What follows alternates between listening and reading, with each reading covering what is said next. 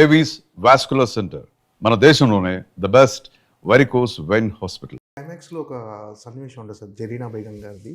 second మన నయనతార గారితో మాట్లాడే ఒక కాఫీ తాగే సన్నివేశంలో భర్త రక్త సంబంధం సంబంధించిన వ్యక్తి కాదు, అందువల్లనే కొంచెం మనం చాలా అలా తీసుకుంటాము వాళ్ళని అని ఒక ఒక ఆ వివరించే సన్నివేశం ఐడియా ఎవరిది సార్? అంటే నిజంగా చెప్పాలంటే అది ఇంకా ఎక్కువ ఎలివేట్ కదా, హైలైట్ అయిన సన్నివేశం సార్. రైటింగ్ చాలా నాకు ఎప్పటి నుంచో అది అబ్జర్వేషన్. స్క్రీన్ ప్లేలో స్క్రీన్ ప్లేకి సంబంధించిన చాలా అదే మనకి ఆ జరీనా వైబ్ క్యారెక్టర్ ఆవిడ అక్కడికి రావటం, కోడలతో మాట్లాడటం, ఆ మాట్లాడేది కూడా చాలా లైవ్లీగా, ఏదో కూర్చొని మాట్లాడుకున్నట్టు కాకుండా ఆవిడ can I make a coffee for you అంటాం, ఆవిడింట్లో ఆవిడకి కాఫీ పెట్టించడం, నయనతారకి పెట్టించే ప్రాసెస్లో కథ చెప్తూ ఉండటం, దాంట్లో నుంచి ఒక ఇంపార్టెంట్ మ్యాటర్ని చాలా క్యాజువల్గా డెలివర్ చేయటం లేడీస్కి. అంటే జనరల్ అది ఫ్యాక్టే కదండి. అంటే ఎక్కడైనా కూడా అమ్మాయిలు కానీ ఎవరైనా కానీ మన ఫ్యామిలీకి బ్లడ్ రిలేషన్కి ఫస్ట్ ఇంపార్టెన్స్ ఇస్తాం. హస్బెండ్ అన్నప్పుడు తెలియకుండా ఒక ఇది ఉంటుంది, మ్యూచువల్, అది అబ్బాయి అవ్వచ్చు అమ్మాయి అవ్వచ్చు, బట్ ఆ జనరల్గా జరిగే ఒక ప్రాసెస్ అది. సో దాన్ని మనం ట్యాగ్ చేసి చెప్పడం వల్ల చాలామంది కనెక్ట్ అయ్యారు. చెప్పే విధానం నచ్చింది. అండ్ ఏదైనా థర్డ్ పర్సన్ ఉండకూడదు. So anything you both should sort it out అది చెప్పాం. సో అది చాలా బ్యూటిఫుల్ సీన్, సినిమా మొత్తంలో one of the highlight scene అది. అది పర్ఫెక్ట్ ప్లేస్మెంట్లో వచ్చింది. నా కెరియర్లో నేను చాలా మెచ్యూర్డ్గా, చాలా బాగా రైటింగ్ చేసిన సీన్ అని నేను పర్సనల్గా ఫీల్ అవుతాను. ఆ మహిళా సంఘాలు వాళ్ళు మాట్లాడుకునే సంభాషణ అది కూడా చిన్న సటైరిక్ ఫన్ అండి. అది ఎంటర్టైన్మెంటే. జరుగుతున్న సోషల్ లైఫ్లో, సొసైటీలో జరుగుతున్న పాయింట్స్ని మనం కొద్దిగా హాస్యంతో కలిపి చిన్న సటైర్స్ వేయటం. సో అది ఎక్కడ చేయొచ్చు, ఎక్కడైనా మనకు అవకాశం ఉన్నప్పుడే. అది ఎవరి మనోభావాలు దెబ్బతినకుండా జరగాలి. సో లక్కీగా లేడీస్ ఎక్కువ ఎంజాయ్ చేస్తున్నారు అది. సో ఎందుకంటే 1% 2% అలాంటి కేసెస్ చూస్తున్నారు కాబట్టి ఎవ్రీవన్ కెన్ రిలేట్ దట్. మన చిరంజీవి గారు కూడా ఇంటర్వ్యూలో చెప్పారు సార్, సురేఖ గారు మేడం అది బాగా ఎంజాయ్ చేశారు. అవును, అదే చెప్తున్నాను కదా, చాలామంది ఎంజాయ్ చేశారు అది. సో అది కూడా one of the highlight film.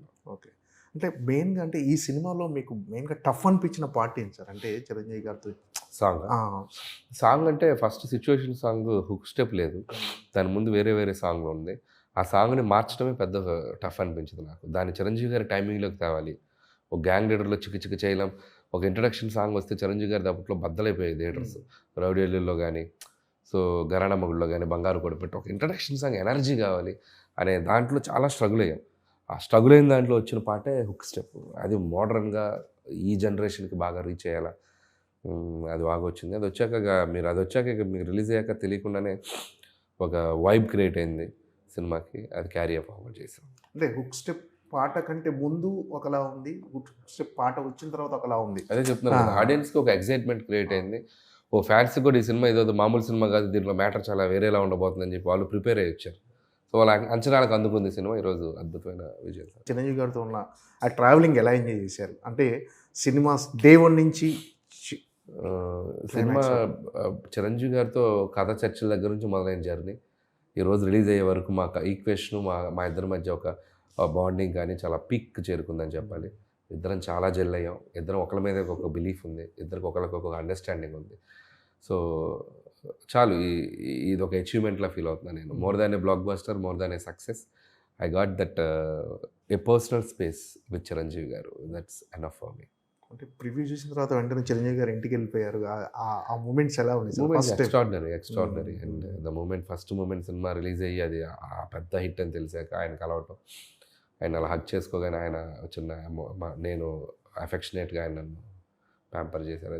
అది బ్యూటిఫుల్ మూమెంట్ నా కెరియర్లో. రామ్ చరణ్ గారు సినిమాని బాగా ఎంజాయ్ చేశారు అందరూ. రామ్ చరణ్ గారు ఫ్యామిలీ అంతా బాగా ఎంజాయ్ చేశారు. రామ్ చరణ్, బుచ్చి అందరూ కలిసి వెళ్ళారు టీం. ఆ రోజు పార్టీలో కూడా రామ్ చరణ్ గారు చాలా ఎక్సైటెడ్గా మాట్లాడారు. చాలా బాగా నచ్చింది ఫిల్మ్, బాగా డీల్ చేసావు, అండ్ డాడీని అసలు ఇలా ఈ స్పేస్లో తీసుకొచ్చి అండ్ అంత సటిల్గా అంత ఫన్ జనరేట్ చేసావు. At the same time emotional scenes బాగున్నాయి, చాలా బాగా చెప్పారు. మహేష్ బాబు మహేష్ గారు కాల్ చేశారు, మాట్లాడారు. ఆయన చాలా హ్యాపీ. అల్లు అర్జున్ గారు ఆయన ట్వీట్ చేశారు, ఆయన కాల్లో మాట్లాడారు. చాలామంది ఈసారి ఈ సినిమాకి they felt so happy, and directors కూడా చాలామంది కాల్ చేశారు.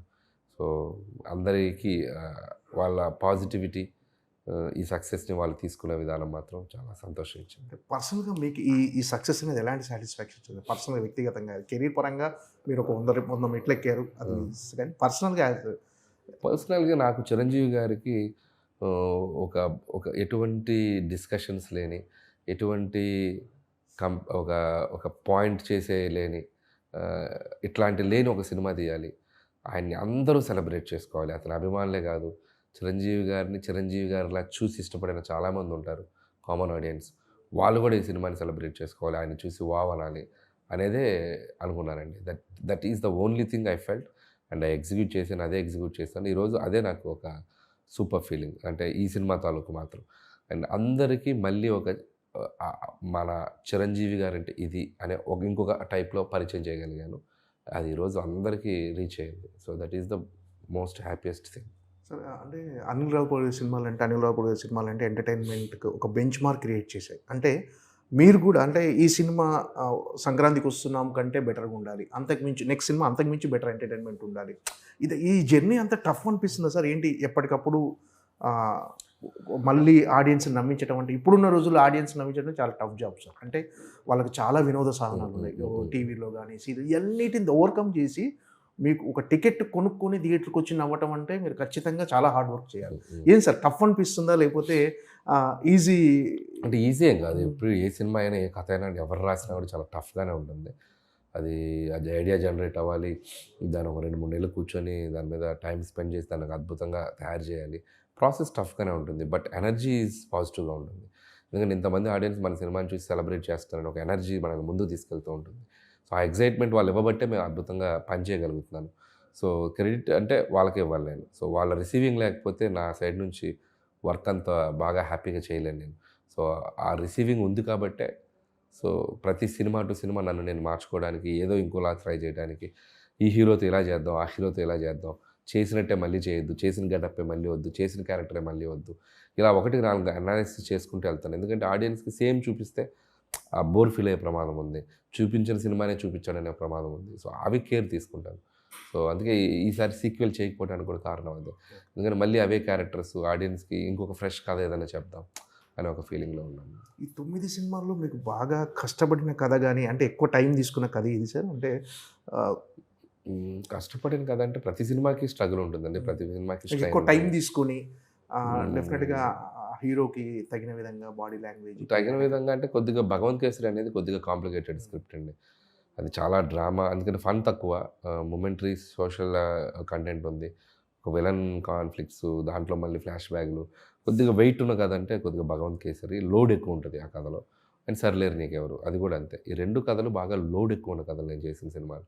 ఇవి 2 కొద్దిగా టఫ్ అనిపించినాయి స్క్రిప్టింగ్లో. మిగతావన్నీ lighter vein scripts, but treatment కష్టంగా ఉంటాయి. ఇవి కథ కష్టంగా ఉంటుంది, ఇవి ట్రీట్మెంట్ కష్టం. వీటికి ఉండే కష్టాలు వీటికి ఉంటాయి. వాటికి ట్రీట్మెంట్ చాలా ఈజీ, కథ క్రియేట్ చేయడం కష్టం ఉంటుంది. సో ఏ కష్టం ఆ కష్టమే, బట్ లోడ్ ఎక్కువ తీసుకుంది ఆ 2 సినిమాలు.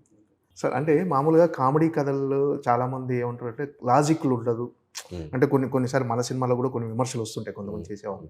అంటే కథలలో కొంచెం లాజిక్ ఉంటుంది. ఇప్పుడు సీఎంని కలవడానికి ఒక ప్రోటోకాల్ ఉంటుంది, ఇప్పుడు సెంట్రల్ మినిస్టర్ కూడా ప్రోటోకాల్ ఉంటుంది. ఇలాంటివి నిజంగా అవసరమా సార్ ఒక కథలో, కామెడీ కథల్లో లాజిక్లు అనేవి ఉంటే? నేను ఎక్కడ లాజిక్ మిస్ అయ్యి చేయలేదండి ఈ సినిమా. మోస్ట్ ఆఫ్ ద టైమ్స్ లాజిక్గానే ఉంటుంది, ఎక్కడ టేక్ ఇట్ ఫర్ గ్రాంటెడ్గా చేయలేదు. చాలా అథెంటిక్గానే ఉంటాయి.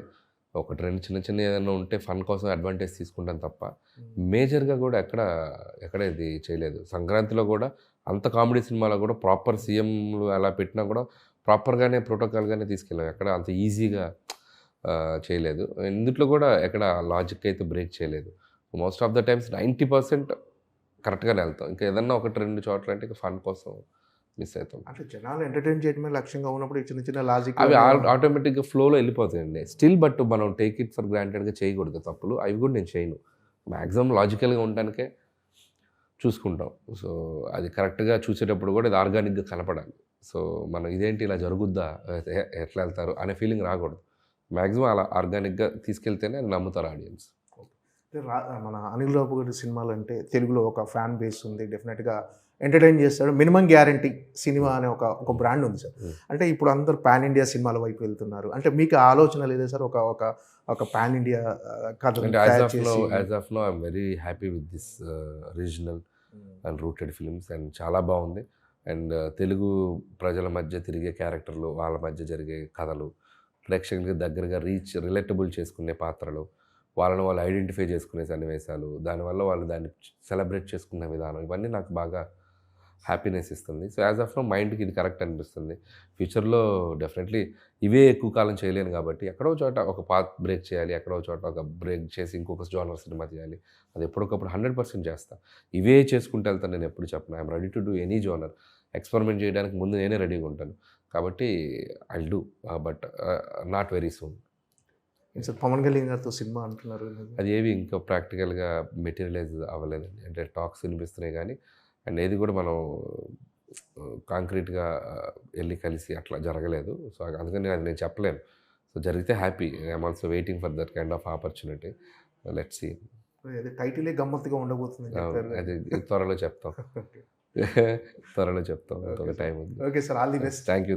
మళ్ళీ ఒకసారి సంక్రాంతికి బిగ్గెస్ట్ బ్లాక్ బస్టర్ కొట్టాలని thank you. Thank you so much. Thank you.